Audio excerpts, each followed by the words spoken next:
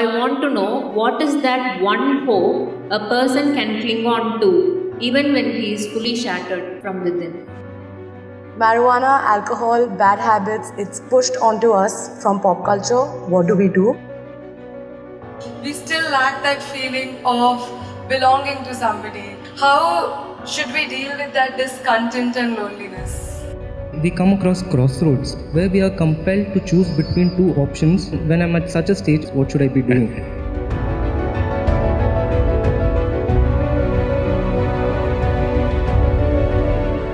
Sadhguru, when certain youngsters face problems or difficulties like failures, breakups, loss, etc., a few go for drugs or alcohol instead of solving the problem and finding solutions. So I want to know what is that one hope a person can cling on to even when he is fully shattered from within. Oh, so many broken hearts here who are clapping their hands.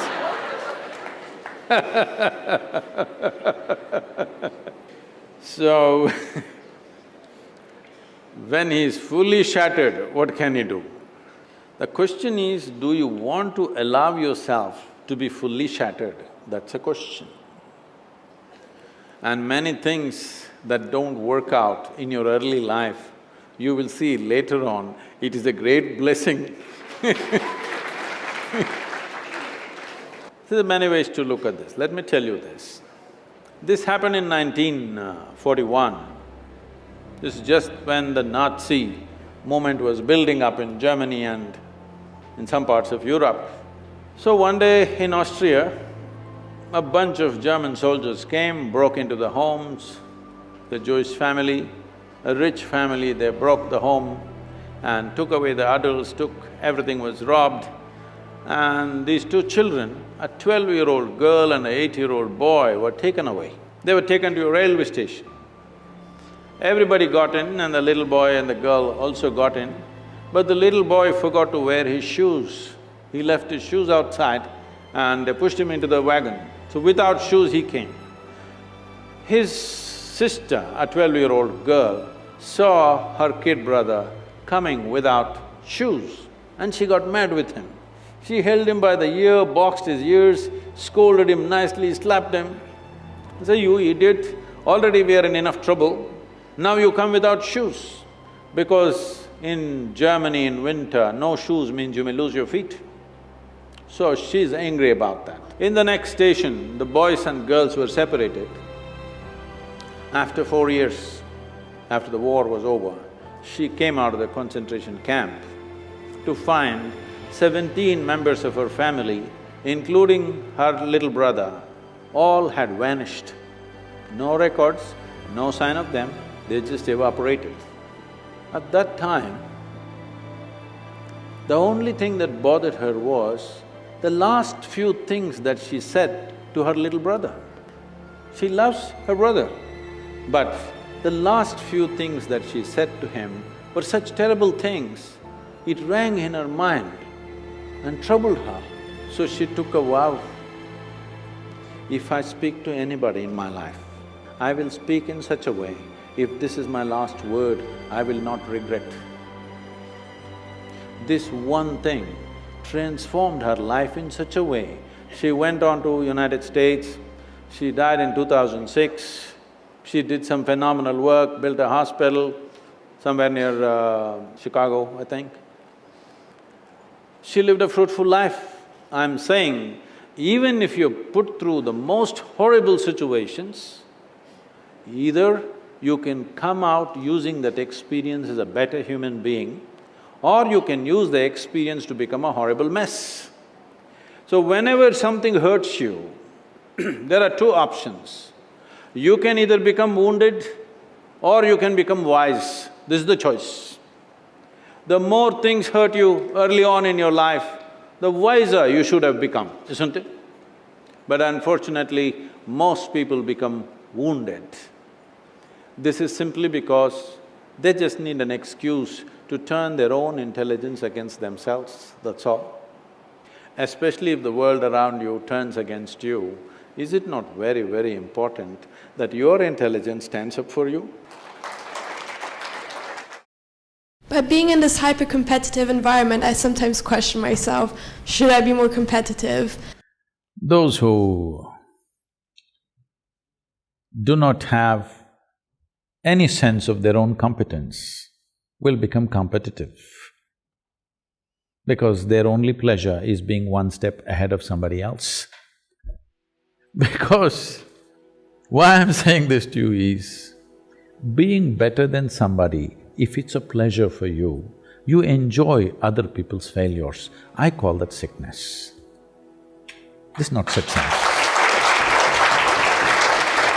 You, as a life, you want to be at your fullest. You have a right to be. Every life in creation, from a worm, insect, bird, animal, even a plant and tree, all striving to their best, isn't it?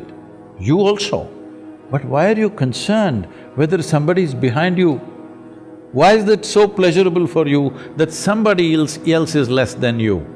From early kindergarten levels, this sickness has been brought into human mind, which is causing so much unpleasantness on the planet, such ugly situations everywhere, but we don't seem to learn. We call this education, we call this competition, we call this society. No, very stupid way of handling things. Because the important thing is, for what you have come with, will you blossom to the fullest human being or not? This is the only question.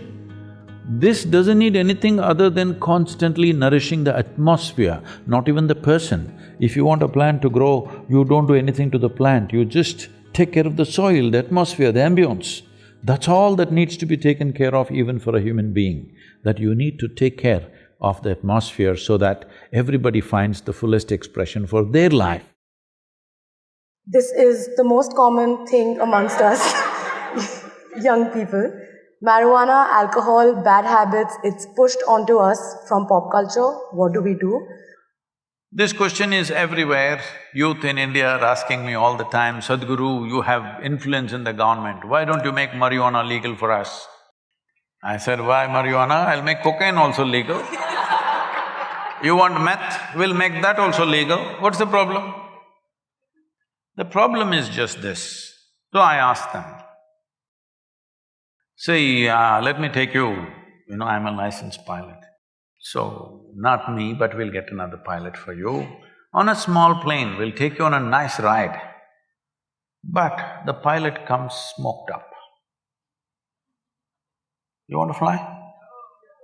No, they don't say no, they say, because they think by smoking they're flying. Then I say, okay, you're not getting it. You need a major surgery. And the surgeon comes really smoked up. You want this surgery? Oh no. So you understand, it lowers your faculties. If you lower your faculties, your life gets lowered or high. Lowered. So never use the word high again. You say, I smoked and I'm low.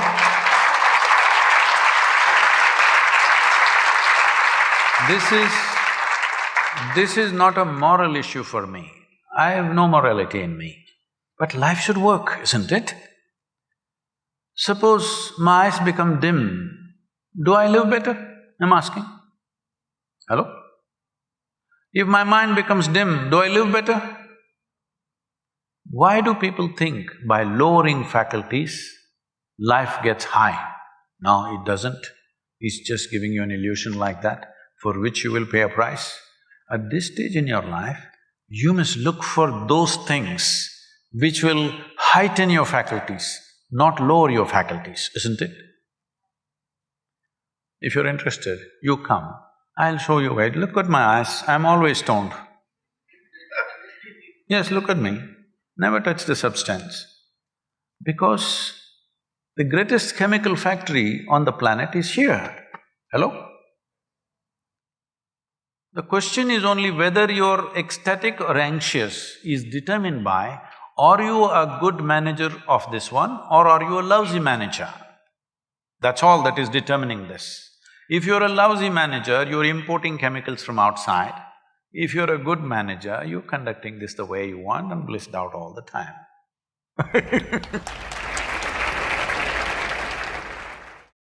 Despite being surrounded by so many people, we still lack that feeling of belonging to somebody, being accepted by somebody, being loved by somebody.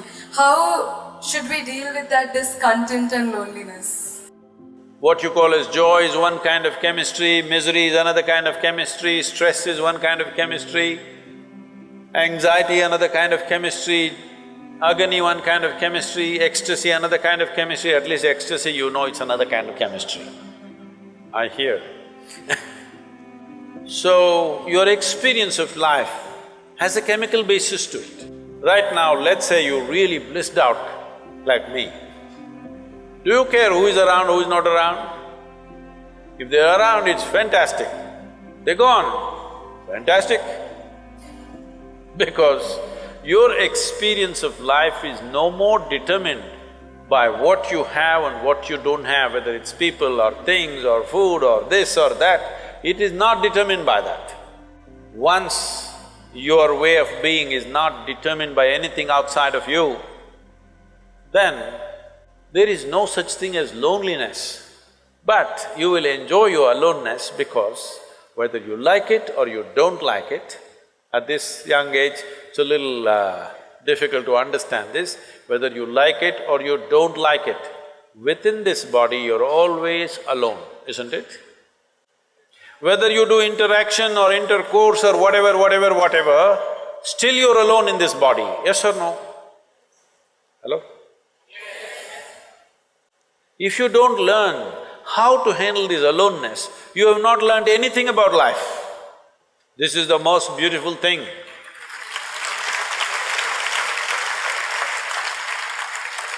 The most beautiful thing about life is, nobody can get here, it's just my space. Yes or no? Isn't this the most beautiful thing? Nobody can invade me. They can capture me, they can torture me, they can do so many things, but they cannot invade me because I have a space which is just my own. Isn't this the most wonderful aspect of your life? Don't suffer that. That is the most beautiful thing. Very often in lives, we come across crossroads where we are compelled to choose between two options which were equally pleasing. When I'm at such a stage, what should I be doing? See, we must understand this. People are always thinking, when it comes to education, career, choice of partners, marriage, at various points, what is the best thing to do? Let me tell you, there is no best thing to do in the world. Really, there's no best thing to do. Even if you take a very simple thing and put everything that you have into it, if you throw yourself into it, it could become a great thing. Is it the best thing? No. There is no best thing, because how do you decide what is best? What I'm doing is best or what you're doing is best? There's no such thing. Is spiritual process the best thing or chemical engineering the best thing? It'll be foolish even to ask that question, isn't it? It is just that if you throw your life into something, it can become a great thing. So don't look for best things because you'll waste your life always wondering what's the best thing. People come to me, they've been married for 35 years, have 3-4 children. Sadhguru, I don't know if I made the right choice.